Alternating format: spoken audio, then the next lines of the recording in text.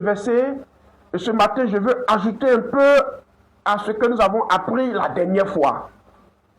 Amen. Un verset très important que vous devez vous-même lire à chaque fois et puis chercher à comprendre ce verset.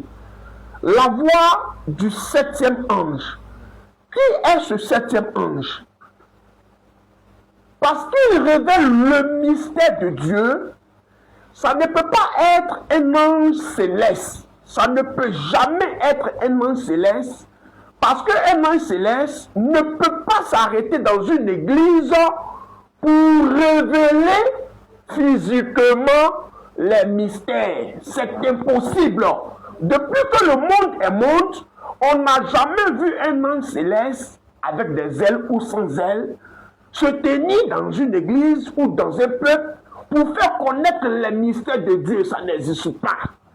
Donc, Apocalypse 10, le verset 7, qui est en train de dire, mais qu'au jour, ou bien, dans les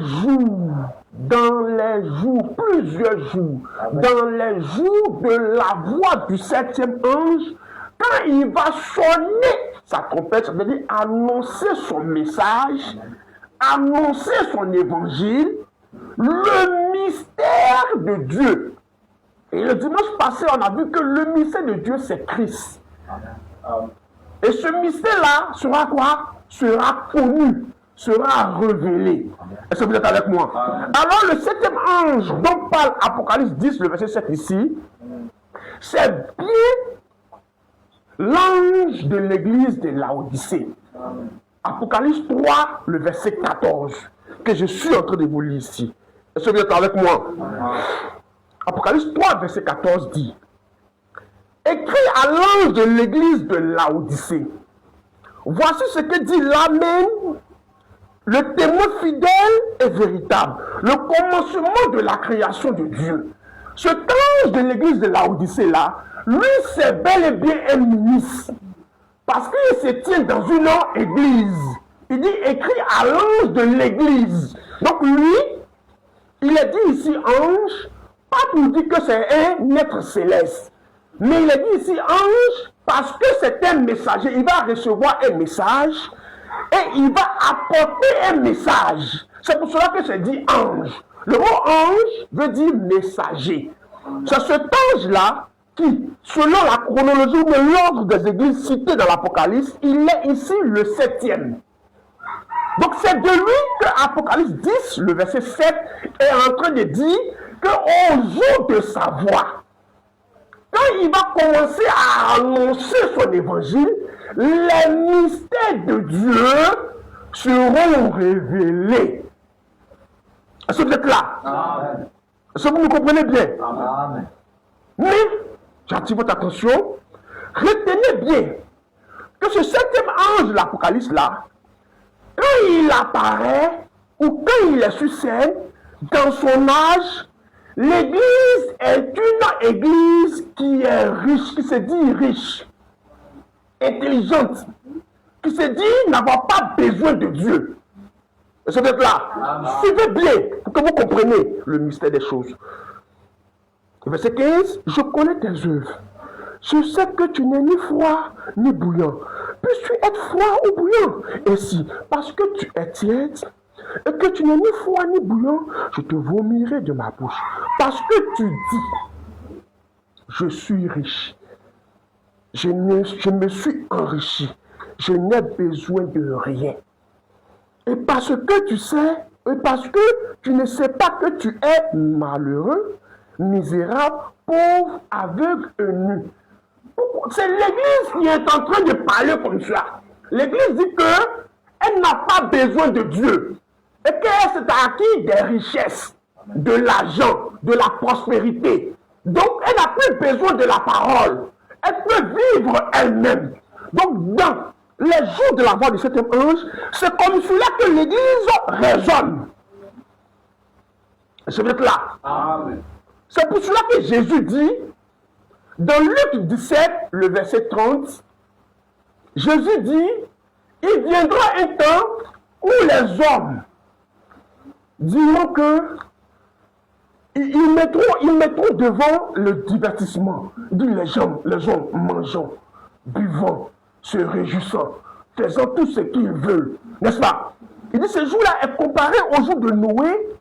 Ce jour-là est comparé au jour de Lot. Mais quand nous regardons cette prophétie de Jésus-là, nous comprenons bien que c'est dans la voix du 7e ange que cette écriture s'accomplit. Parce que dans la voix du 7e ange, l'Église dit qu'elle n'a pas besoin de quelqu'un, elle est riche, elle peut se divertir comme elle veut, elle peut s'amuser comme elle veut, elle a tout ce qu'il faut. Et quand nous regardons Luc 7:30, cette prophétie de Jésus-Christ, nous voyons de façon claire qu'il s'agit bien de l'âge de Laodicée qui est notre jour aujourd'hui, où les églises sont riches, prospères, ont toutes sortes de richesses et n'ont pas besoin du message de Dieu aujourd'hui, n'ont pas besoin de la parole de Dieu révélée aujourd'hui. Lisons un peu Jésus. Luc 17, le verset 30.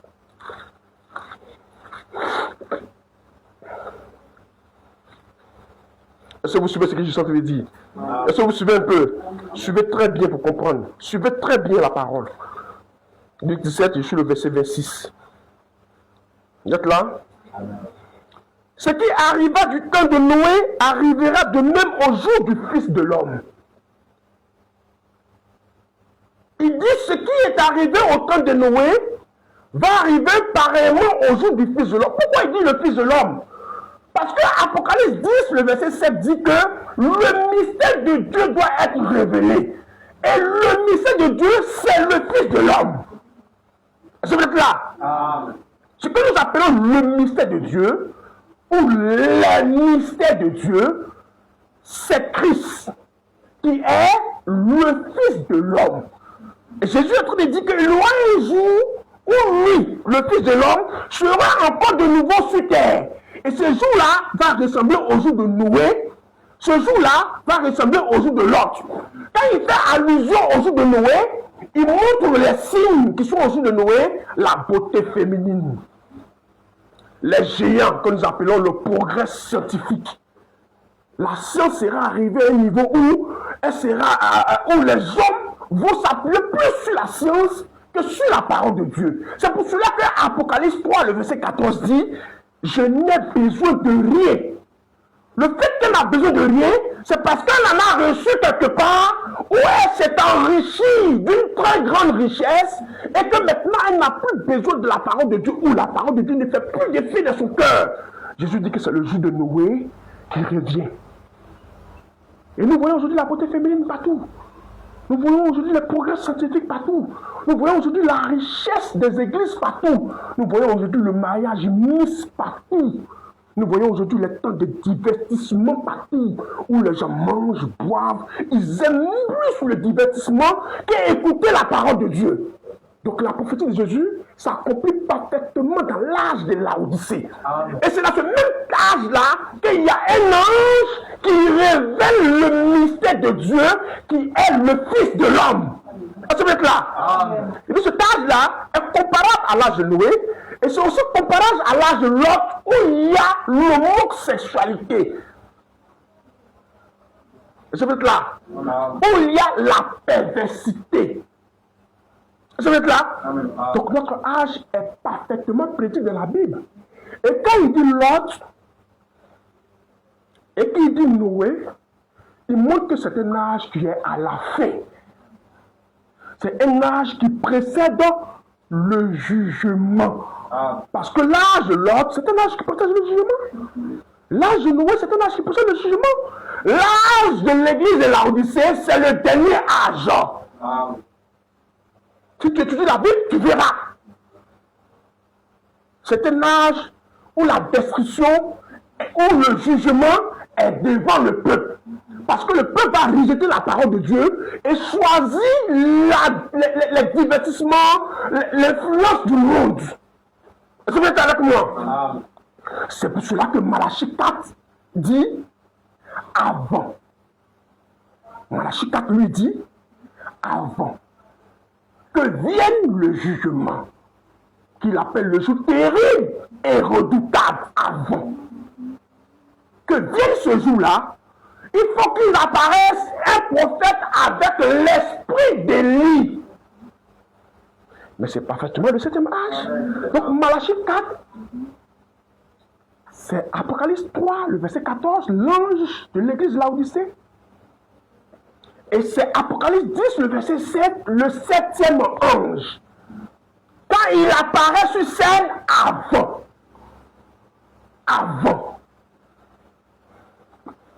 Malachie 4.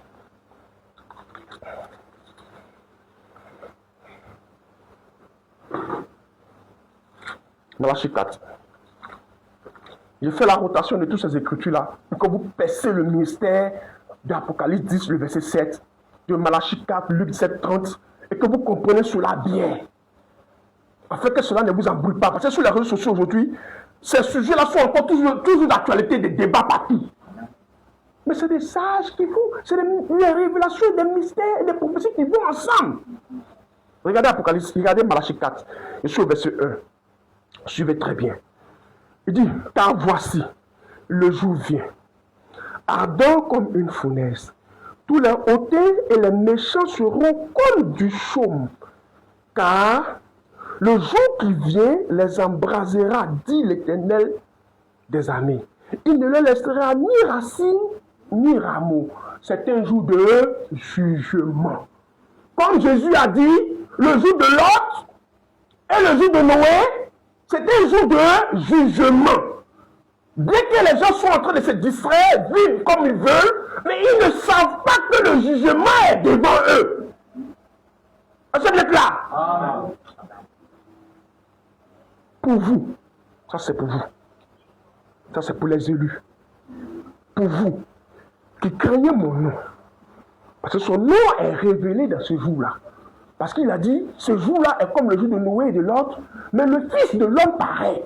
Le Fils de l'homme est le lieu d'adoration, il est celui qui porte le nom divin, ou il est lui-même le nom divin. Donc ce jour-là, le nom de Dieu est révélé aux élus, par la voix du... S'élèvera le soleil de justice, et la guérison sera sur ses ailes. Vous sauterez, et vous sauterez comme des veaux d'une étable. Et vous foulerez les méchants, car ils seront comme de la cendre sous la plante de vos pieds. Au jour que je prépare, dit l'Éternel des armées. Souvenez-vous de la loi de Moïse, mon serviteur, auquel j'ai prescrit en Horeb, pour tout Israël des préceptes et des ordonnances. Voici. Je vous envoie Élie le prophète avant que le jour de l'Éternel arrive. Ce jour grand et redoutable. Avant que ne vienne le jour grand et redoutable, le jour de l'Éternel, avant que ne vienne la destruction, le jugement, le feu, il doit avoir un prophète avec l'esprit d'Élie. Pour faire quoi? Pour révéler le mystère de Dieu, comme dit Apocalypse 10, le verset 7. Pour faire connaître le Fils de l'homme à l'Église. Amen. Est-ce que vous êtes là? J'écoutais un bavard là. Il dit non que, il dit ici que lorsqu'on dit, il ramènera le cœur des pères aux enfants et le cœur des enfants aux pères, de peur que je ne vienne frapper le pays d'interdit. Il dit comme il dit ici, il a dit le pays, ça veut dire que ça concerne Israël. Il dit parce qu'ils ont mis le pays. Ça veut dire que la destruction là, qui est promise ici là, ça vient seulement que pour Israël. Mais déjà même, il y a une erreur. C'est une interprétation grave, une erreur grave ici qu'il fait. Il est en train de dire que le jugement là, de l'Éternel, ça vient seulement que pour Israël, ça ne concerne pas les nations peuvent vivre comme ils veulent. Ils peuvent faire ce qu'ils veulent. Il ne connaît ni les temps, ni les saisons, il ne connaît ni la parole de Dieu, il ne connaît rien de la parole de Dieu. Et quand nous allons étudier tout cela, nous allons bien comprendre. Mais quand tu vas avec l'application Strong, vous prenez l'application Strong, et vous allez sur ce verset-là, là, vous tapez pour connaître le mot en grec et la définition. Vous allez voir qu'ils ont mis terre, territoire. Il s'agit bien de toute la terre entière. Bien que c'est écrit pays, mais il parle de toute là. Et quand vous allez étudier, au moment où vient le jugement, dans les 7 fêtes-là, quand vous allez étudier les 7 fêtes, au moment où vient le jugement, vous allez comprendre que c'est toute la terre.